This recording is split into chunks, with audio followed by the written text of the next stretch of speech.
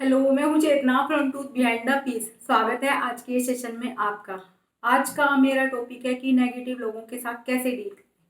हम सभी की लाइफ में कुछ ऐसे लोग होते हैं जो हमें लेट डाउन करते हैं, हमें जज करते हैं, हमारी ड्रेसिंग सेंस को लेके, हमारी फिजिकल अपीयरेंस को लेके, हमारे मैरिटल स्टेटस को लेके और हमारे फाइनेंशियल स्टेटस को लेके।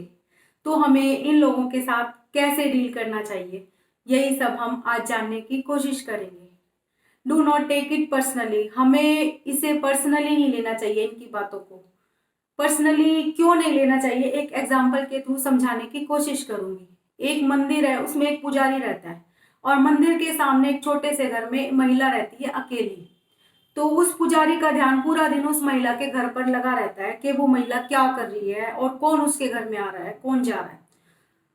तो इस तरह से कुछ समय के बाद जब उनकी मृत्यु होती है, तो वो जब भगवान उसको, पुजारी को अंदर नहीं आने देते और उस महिला को स्वर्ग में आने देते हैं। तो पुजारी कहता है कि भगवान, मैंने तो आपकी इतनी पूजा पाठ की, इतनी सेवा की, आप मुझे अंदर नहीं आने दे रहे, आप इस महिला को अंदर आने दिया आपने।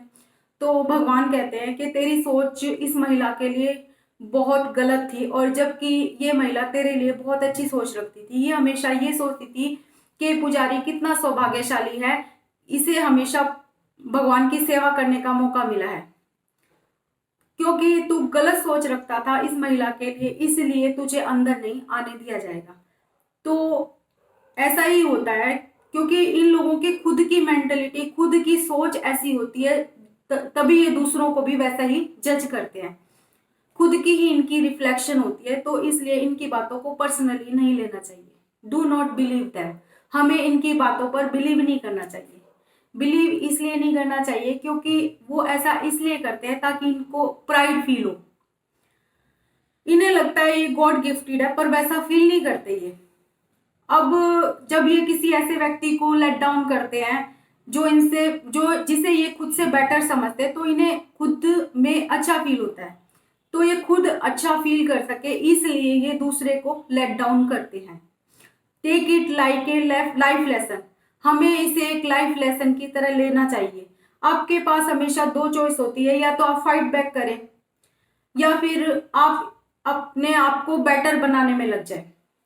क्योंकि अगर आप फाइट बैक करोगे तो आप खुद नेगेटिव एनर्जी में चले जाएंगे और आप में और उनमें कोई फर्क नहीं रह जाएगा। इसलिए आपको अपने आप अपना पूरा फोकस खुद को बेटर बनाने में लगा देना चाहिए। Focus on the people who loves you. आपको अपना पूरा फोकस ऐसे लोगों पर लगाना चाहिए जो आपसे प्यार करते हैं, आपकी रिस्पेक्ट करते हैं, आपकी केयर करते हैं और आपकी लाइफ में वैल्यू ऐड करते हैं। आपको अपना पूरा फोकस नेगेटिव लोगों से हटा लेना चाहिए, क्योंकि आप अगर डिस्टेंस नहीं बनाते नेगेटिव लोगों से, वो आपको बार बार आके लेट डाउन करेंगे, जिससे आप अपने आप पर फोकस नहीं कर पाएंगे। इसलिए आपको एक बाउंड्री सेट करनी चाहिए ताकि वो आपको बार बार आके लेट डाउन ना कर सके। ग्रेटिट्यूड।